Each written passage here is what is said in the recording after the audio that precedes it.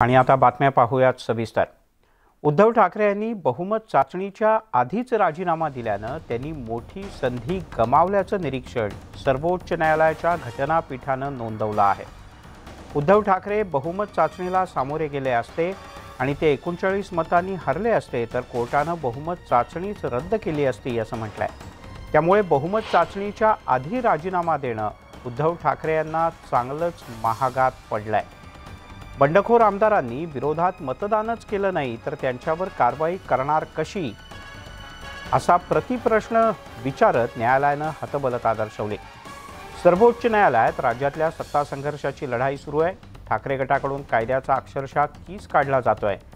Supreme कोर्टातील आजची सुनावणी संपलेली आहे। आज सलग तिसऱ्या दिवशी सर्वोच्च न्यायालयात ठाकरे गटाकडून कपिल सिब्बल यांनी जोरदार युक्तिवाद केला। यानंतर अभिषेक मनु सिंघवी यांनी सुद्धा ठाकरे गटासाठी जोरदार युक्तिवाद केला। या दोन्ही ज्येष्ठ वकिलांनी राज्यपालांची कृती घटनाबाह्य असल्याचा युक्तिवाद केला।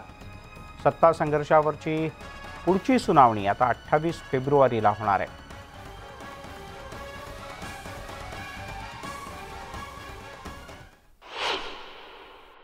इथे शिवसेनेच्या व्हीपनं दिलेला व्हीप झुगारून शिवसेनेच्या वतीनं मतदान करण्याचं जे सांगितलं होतं त्या ह्याला हे न करता त्यांनी त्याच्या निवडीच्या याला हे केलं। तिथं शिवसेनेचा व्हीप हा शिवसेनेने दिलेला राजन साळवे हा अधिकृत उमेदवार तिथे अध्यक्षपदाच्या निवडणुकीमध्ये उतरवला होता। त्यामुळे राजन साळवी यांना मतदान करणं हे त्यांचं कर्तव्य होतं। त्यामुळे सुनील प्रभूंचा व्हीप हा लागू होता हे कोर्टाने आज सर्वोच्च न्यायालयाने सुद्धा मान्य केलेलं आहे। सर्वोत्तम अशा या ग्रंथाचं आणि या सर्वोच्च न्यायालयासारख्या उच्च प्रीमियर इन्स्टिट्यूशनचं कुठंही त्याचं मूल्य हे कुठं कमी होता कामा नये, कारण ते झालं तर आपल्या देशाच्या लोकशाहीला डेथ नेल त्यांनी म्हटलं। डेथ नेल म्हणजे की शेवटचा खेळा ठोकला जातो। त्यामुळे हे भावना वश होणं हे तसं त्याच्या प्रकारचं साहजिक आहे। तिकडे महाराष्ट्राचे भावी मुख्यमंत्री कोण यावरून राष्ट्रवादी काँग्रेसमधली शर्यत अधिक मोठी होताना दिसते। कारण आता राष्ट्रवादी काँग्रेसच्या मुख्यालयाच्या बाहेर सुप्रिया सुळे यांच्या समर्थकांनी पोस्टरबाजी केली। महाराष्ट्राच्या पहिल्या महिला भावी मुख्यमंत्री असं पोस्टर समर्थकांनी लावलंय। 2 दिवसांपूर्वीच अजित पवार यांचे भावी मुख्यमंत्री असलेली पोस्टर झळकली होती। तत्पूर्वी प्रदेशाध्यक्ष जयंत पाटील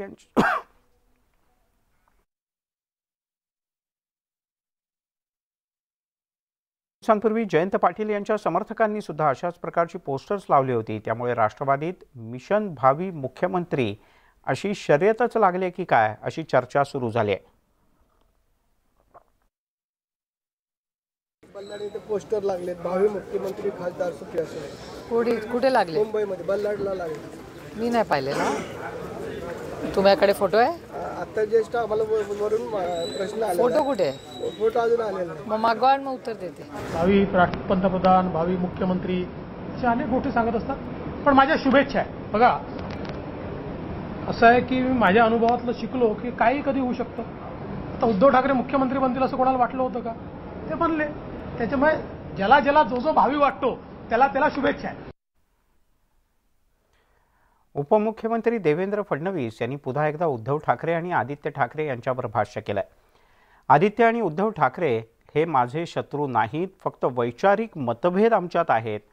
उद्धवजींनी वेगळा विचार सोबत घेतलाय तर माझ्या पक्षाचा विचार वेगळा आहे, त्यामुळे आम्ही वैचारिक विरोधक आहोत असं फडणवीस यांनी नमूद केलं। दरम्यान अलीकडच्या काळात आपल्याला थोडं शत्रुत्व पाहण्यास मिळालं, पण ते योग्य नाही, ते कधीतरी आपल्याला संपवावं लागेल असंही फडणवीस म्हणाले। दरम्यान पहाटेच्या शपथविधी संदर्भात फडणवीस यांनी भाष्य केलंय। पहाटेच्या शपथविधीचं अर्ध सत्य तुम्हाला समजलंय। शरद पवार यांना मी जो प्रश्न विचारला त्याचं उत्तर येऊ द्या, लवकरच तुमच्यासमोर सगळं सत्य बाहेर येईल असं सूचक वक्तव्य देवेंद्र फडणवीस यांनी केलं।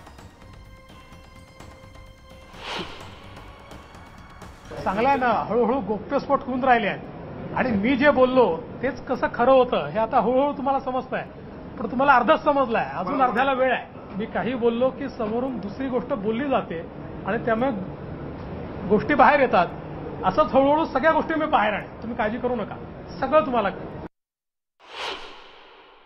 आम्ही वैचारिक विरोधक आहोत, शत्रू बिलकुल नाही. आणि महाराष्ट्रामध्ये मी असं म्हणेन की एक कल्चर आहे की ज्या कल्चरमध्ये आपण वैचारिक विरोधक असतो. अलीकडच्या काळामध्ये थोडं शत्रुत्व आपल्याला पाहायला मिळत आहे, पण ते योग्य नाही आहे, ते कधीतरी आपल्याला संपवावं लागेल. आणि म्हणून मी पण मला जेव्हा जेव्हा मुलाखतीत विचारलं त्यावेळी मी हे सांगितलेलं आहे की उद्धवजी असतील किंवा आदित्य असतील हे काही माझे शत्रू नाही आहेत. वैचारिक विरोधक झालो, कारण आता त्यांनी दुसरा विचार पकडला, मी वेगळा विचार पकडला. भाजपकडे 105 आमदार निवडून आलेले असताना देवेंद्र फडणवीस यांच्याऐवजी 40 लोकांचे जे आमदार आहेत ते मुख्यमंत्री झाले, असा खोचक टोला सुप्रिया सुळे यांनी भाजपला लगावलाय. तसंच देवेंद्रजींचा अपमान कोणी केला असेल तर तो भारतीय जनता पक्षानंच केला. 105 आमदार भारतीय जनता पक्षाचे देवेंद्रजींचे होते, पण त्यांना उपमुख्यमंत्री केलं. त्यामुळे भाजपनंच देवेंद्र फडणवीस यांचा खरा अपमान केला, असा खोचक टोला सुप्रिया सुळे यांनी लगावलाय. जरी तुमचे 105 आमदार निवडून आलेले आहेत, तर तुम्ही आदरणीय देवेंद्रजींना मुख्यमंत्री का नाही केलं आणि 40 लोकांच्या जे आमदार आहेत त्यांना मुख्यमंत्री केलं. म्हणजे मला विचाराल तर पहिला अपमान जर माननीय देवेंद्रजींचा कोणी केला असेल तो भारतीय जनता पक्षाने केलेला आहे. ताकद कुणाची जास्त आहे, भारतीय जनता पक्षाची कशी शिंदे सेनेची, अर्थातच भारतीय जनता पक्षाची. त्याच्यामुळे त्यांना का नाही मुख्यमंत्री केलं याचं उत्तर भारतीय जनता पक्षाने द्यावं. शिवसेनेचे खासदार संजय राऊत यांनी केलेल्या आरोपांवर खासदार श्रीकांत शिंदे यांनी जोरदार प्रत्युत्तर दिलंय. संजय राऊत यांना सिझोफ्रेनिया सारखा आजार झालाय का असा संशय येऊ लागलाय. संजय राऊत काल्पनिक गोष्टीत राहतात अशी टीका श्रीकांत शिंदे यांनी केली. तर त्यांच्या बिहेवियरकडे पाहून आहे ना, मला असं वाटतं की सिझोफ्रेनिया सारखा आजार जो आहे तो त्यांना होतोय काय असा मला म्हणजे त्याचे सिम्पटम्स दिसायला लागलेले आहेत. म्हणजे आभासिक विश्व आणि वास्तविक विश्वामध्ये त्यांनी जे आहे याच्यामध्ये गल्लत केलेली आहे. एका आभासिक विश्वामध्ये ते आज राहत आहेत, एका काल्पनिक विश्वामध्ये राहत आहेत आणि काल्पनिक गोष्टी ज्या आहेत त्याचा विचार करतायत. तर मला वाटतं महाराष्ट्राला संजय राऊतजींची खूप गरज आहे या ठिकाणी, कारण की सकाळच्या वेळेस जे आहे हे एंटरटेनमेंट करण्याचं काम जे आहे ते या ठिकाणी होत असतं. वळूयात पुढच्या काही बातम्यांकडे. कसबा विधानसभेच्या पोटनिवडणुकीची रणधुमाळी हळूहळू अंतिम टप्प्याकडे वळते आहे. भाजपनं आपली सगळी फौज मैदानात उतरवली आहे, पण भाजपला आता मोठा धक्का बसलाय. दगडूशेठ उत्सव समितीचे प्रमुख अक्षय गोडसे यांनी महाविकास आघाडीचे उमेदवार रवींद्र धंगेकर यांना पाठिंबा जाहीर केलाय. श्रीमंत दगडूशेठ हलवाई सार्वजनिक गणपती ट्रस्टच्या अध्यक्षपदी माणिक चव्हाण आहेत. अशातच उत्सव प्रमुख अक्षय गोडसे यांनी महाविकास आघाडीचे उमेदवार धंगेकर यांना पाठिंबा दिल्यानं गणेश मंडळांमध्ये चर्चेला सुरुवात झाली आहे. आमच्या परिवाराशी त्यांचा अत्यंत चांगला सलोख आहे आणि सगळ्या आमच्या परिवाराचं त्यांना पाठबळ आहे आणि पुढच्या या सगळ्या भावी वाटचालीसाठी मी त्यांना माझ्या परिवाराच्या वतीनं मनापासून शुभेच्छा देतो. भाजपचे आमदार गोपीचंद पडळकर हे चॉकलेट बॉय आहेत असं वक्तव्य रोहित पवार यांनी केलं. यावर पडळकर यांनी ट्विट करून रोहित पवार यांच्यावर खोचक टीका केली आहे. पडळकर यांच्या टीकेवर पुन्हा एकदा रोहित पवार यांनी उत्तर देत त्याचा समाचार घेतला. आम्ही आत्तापर्यंत खालच्या पातळीवरचं भाष्य ऐकून घेतलं असेल, पण यापुढे राजकारण करायचं असेल तर सभ्यतेचं राजकारण करा असा इशारा रोहित पवार यांनी पडळकर यांना दिला. त्यामुळे आरोप प्रत्यारोपावरून भाजप आणि राष्ट्रवादीत चांगलीच जुंपली आहे. रोहित पवार हा मुळात बिंडोक माणूस आहे. ह्या रोहित पवाराला आमच्याकडं मेंढ्या अशा काय इकडं तिकडं हालचाल करायला लागल्या तर आमचा मेंढका त्याला डागणीनं डागतो, पण रोहित पवाराला मेंढराच्या डागणीनं डागून सुद्धा तो शुद्धीवर येईल असं मला वाटत नाही. कारण तुम्ही बघितलं इथंच ते प्रचाराला आले होते त्यांच्या उमेदवाराला आणि तो 20,000च्या वर जाणार नाही म्हणतोय. म्हणजे हा माणूस ह्याच्यावरती बोलण्याच्या पात्रतेचा माणूस नाही आहे. एकच म्हणेल की आतापर्यंत मी असेल अनेक लोकांनी तुमचं जे काय खालच्या लेवलचं भाष्य असेल ते ऐकून घेतलेलं आहे. याच्या पुढं राजकारण जर करायचं असेल तर सभ्यतेचं राजकारण त्या ठिकाणी करा. उगाचच खालच्या लेवलला तुम्ही जर गेलात तर कदाचित आमची आधीची पिढी ही शांत बसली असेल. आम्ही काय असंविधानिक काय करणार नाही, पण येत्या काळामध्ये मग तुम्हाला दाखवून देऊ. त्यामुळे आता दाखवून देण्याची भाषा होऊ लागले दोन्ही नेत्यांकडून. शिवसेनेच्या आमदारांवर खोक्यांचा आरोप करणाऱ्या संजय राऊत यांच्यावर आता खोक्यांचा आरोप होऊ लागलाय. संजय राऊत मातोश्रीवर खोके पोचवत असल्याचा आरोप रामदास कदम यांनी केलाय. संजय राऊत यांनी किती खोके मातोश्रीवर पोचवले याची माहिती उघड करणार असल्याचा इशाराही त्यांनी दिला. अनंत गीते यांनी पहिल्यांदा निवडून यावं मग बोलावं असं आव्हानही त्यांनी गीते यांना दिलंय. उद्धव ठाकरे यांच्या 5 मार्चच्या सभेला उत्तर देण्यासाठी 19 मार्चला प्रतिसभा घेणार असल्याचंही त्यांनी म्हटलंय.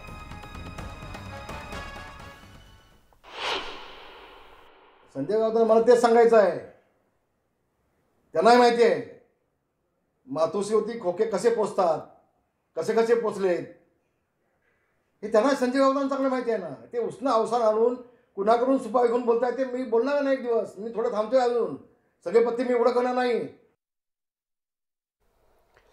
राज्यात दिवसेंदिवस गुन्हेगारीच्या घटनांमध्ये वाढ होतीये आणि त्यातच आणखीन एक धक्कादायक घटना नाशिक जिल्ह्यातून समोर येते. एकतर्फी प्रेमातून बहिणीच्या मागे लग्नाचा तगादा लावणाऱ्या एका तरुणाची या संबंधित मुलीच्या भावानं हत्या केली. नाशिक जिल्ह्यातील आडगाव परिसरातली ही धक्कादायक घटना आहे. विकास रमेश नलावडे असं मृत तरुणाचं नाव आहे. या घटनेनं परिसरात एकच खळबळ उडाली.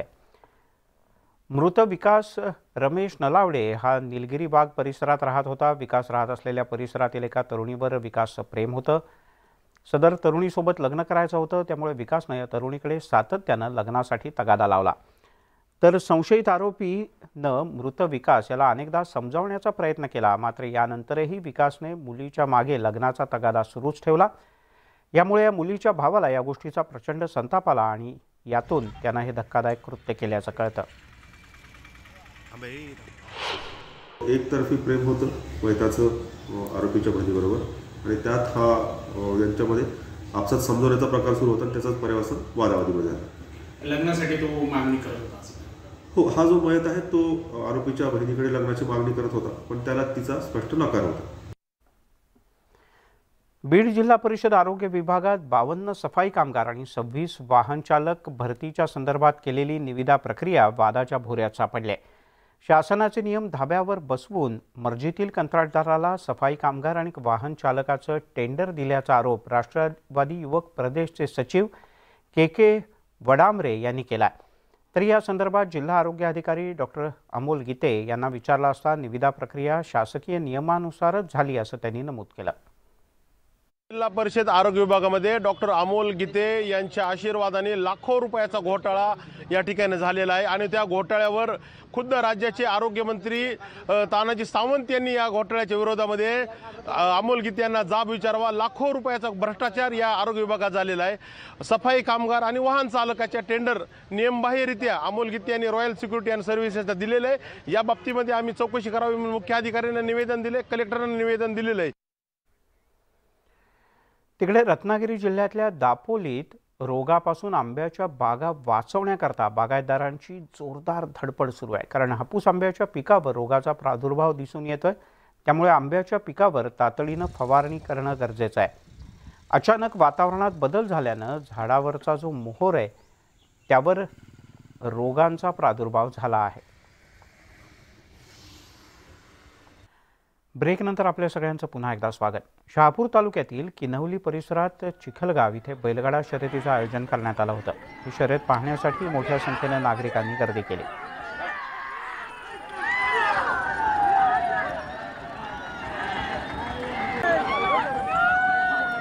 बऱ्याच कालावधीनंतर ठाणे जिल्ह्याच्या ग्रामीण भागात अशा प्रकारच्या बैलगाडा शर्यतींचं आयोजन करण्यात आलं होतं आणि या बैलगाडा शर्यती पाहण्यासाठी परिसरातल्या नागरिकांनी मोठी गर्दी केली होती.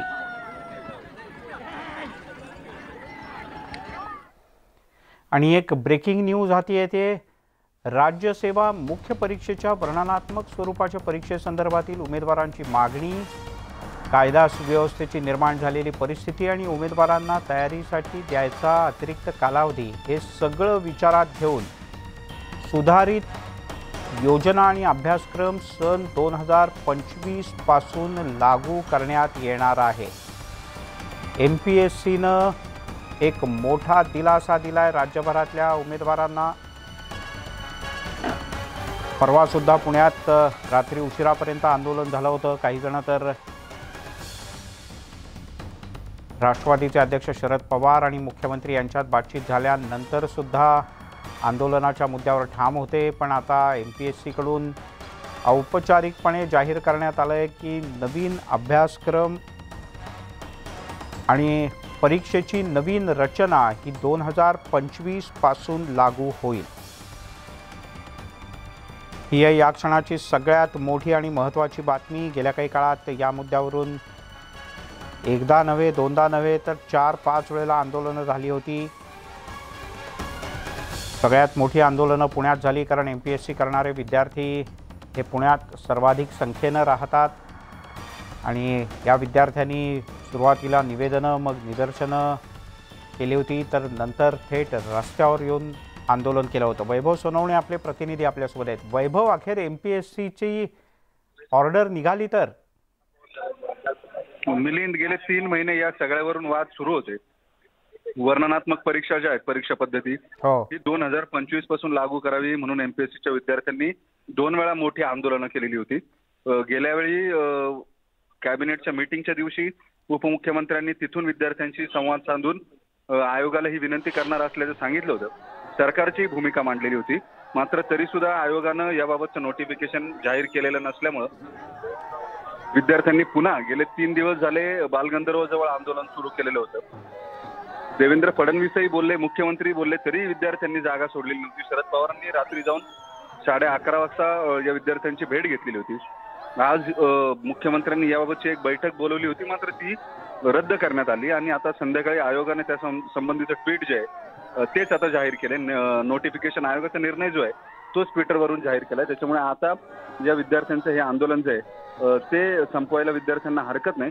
दुसरी एक बाब फक्त अशी आहे की या विद्यार्थ्यांमध्ये जे 2 गट पडलेले आहेत, दुसरा एक गट सुद्धा आता आक्रमक होतोय की या परीक्षा ज्या आहेत त्या आतापासूनच घ्या, कारण आम्ही तयारी आतापासूनच केलेली होती. त्याच्यामुळं पुन्हा आता नव्यानं दुसरे विद्यार्थी उपोषणाला बसले तर आयोगासमोरचा आणि सरकारसमोरचा पेच कायम राहायला नको, एवढीच एक अपेक्षा आहे. मिलिंद, बरोबर आहे. वैभव, अपेक्षा आहे की विद्यार्थ्यांनी आता आंदोलनं करत बसण्यापेक्षा जर का खरंच शासकीय अधिकारी व्हायचं आणि उत्तम काम करायचं आहे तर आता अभ्यासाला लागलं पाहिजे. वैभव, तुर्तास धन्यवाद या माहितीबद्दल.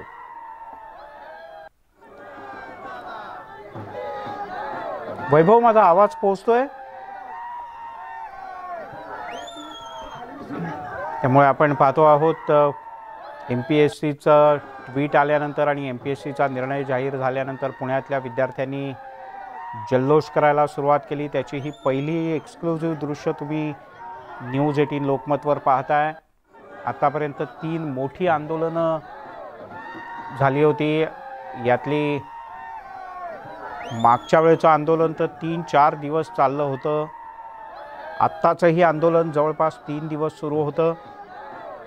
गोपीचंद पडळकर आमदार आपल्यासोबत जोडले गेलेत जे या आंदोलनात सक्रिय होते. गोपीचंदजी, अखेर MPSCनं निर्णय दिलाय 2025 पासूनच अभ्यासक्रम आणि परीक्षा योजना, सुधारित परीक्षा योजना लागू होईल. तुमची काय पहिली प्रतिक्रिया? MPSCच्या विद्यार्थ्यांनी मागच्या 8-10 दिवसापूर्वी आंदोलन केलं होतं आणि तेव्हा राज्याचे उपमुख्यमंत्री माननीय देवेंद्र फडणवीस साहेबांनी विद्यार्थ्यांना शब्द दिला होता, विद्यार्थ्यांशी संवाद साधला होता. विद्यार्थी म्हटले की तुम्ही निर्णय घ्या, तेव्हाच आम्ही आंदोलन मागे घेऊ. तेव्हा मग कॅबिनेटमध्ये सविस्तर चर्चा करून माननीय एकनाथ शिंदे साहेबांनी MPSC कडे विनंती केली की हा जो विषय आहे 2025चा परीक्षेच्या बाबतीतला तोपर्यंत तुम्ही पुढे टाकला.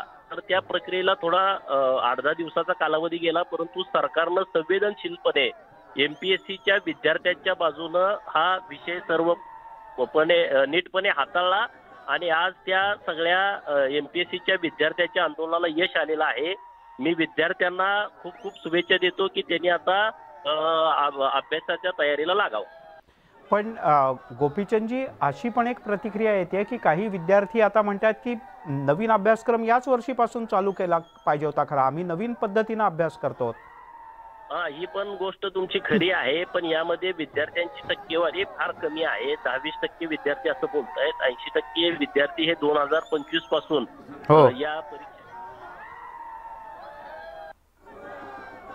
पण मग गोपीचंदजी, तुम्ही अशा विद्यार्थ्यांची समजूत काढणार नाही? त्यांनाही आमची विनंती आहे की आता राज्यभर विद्यार्थ्यांच्या माध्यमातून आंदोलन चालू होती.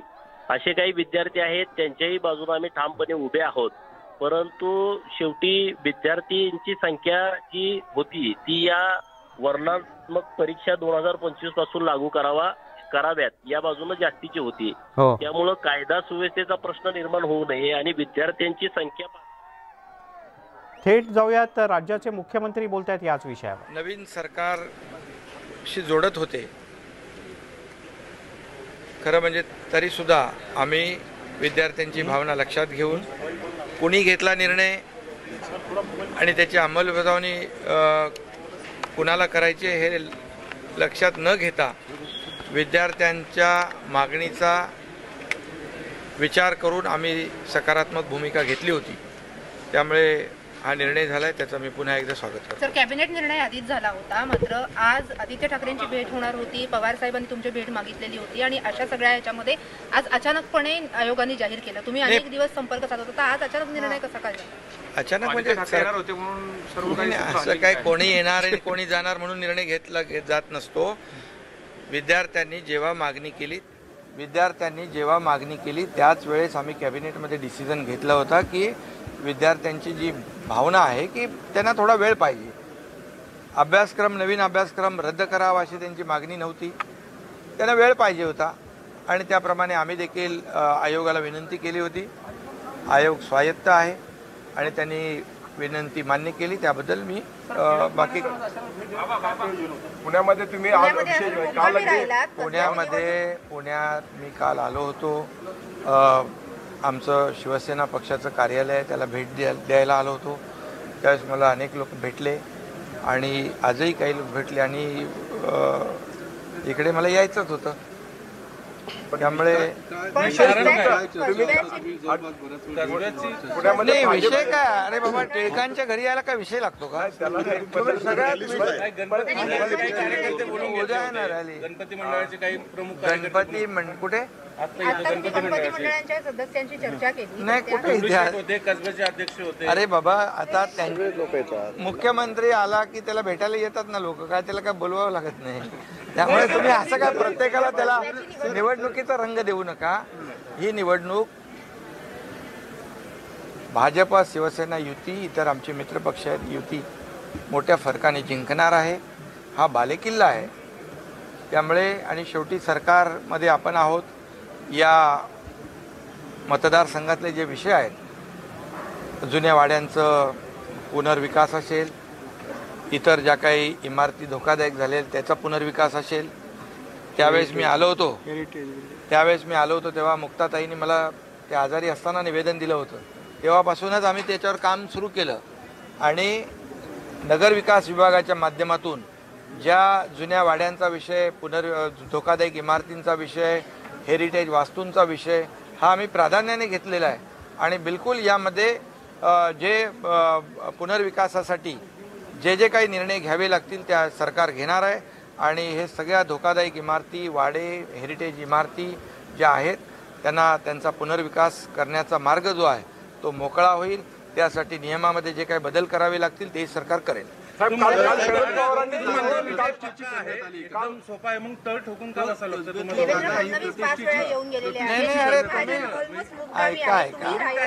ऐका, मी प्रेस्टीज वगैरे आम्ही करतच नाही. सगळे येत आहेत, मिटिंग घेत आहेत. आता तुम्ही त्यांना विचारत नाही, आता तुम्ही आम्हालाच विचारताय. शरद पवार पुण्यामध्ये हे बघा, मी एकच सांगतो, मी काल आलो, आता मुंबईकडे चाललोय आणि उद्या आता येऊ नको का? अरे आता जर कार्यकर्त्यांनी जर प्रचार रॅली ठेवलेली आहे आणि मला देखील पुण्याबद्दल फार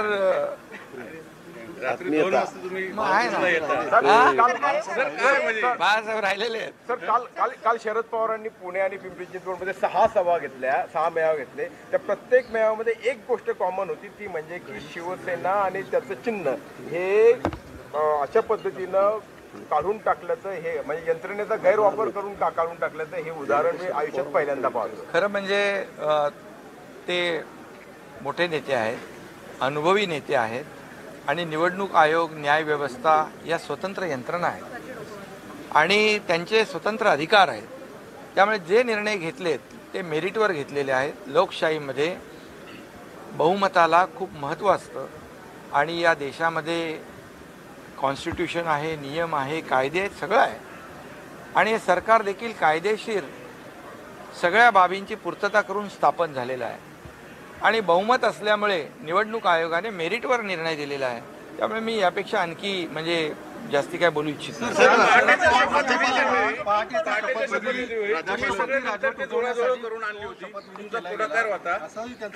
नाही, या बाबतीमध्ये उपमुख्यमंत्री देवेंद्र फडणवीस साहेबांनी त्याच्यावर भाष्य केलेलं आहे आणि आणखी त्यांनी काही अपेक्षा केलेल्या आहेत, त्या समोरून अपेक्षित आहे उत्तर. तुमच्या इनपुट शिवाय ही स्टोरी कंप्लीट होणार आहे का? सर, तुमच्या इनपुट शिवाय ही स्टोरी कंप्लीट होणार आहे का? नाही, आता याच्यामध्ये जास्तीची माहिती देवेंद्रजींना होती.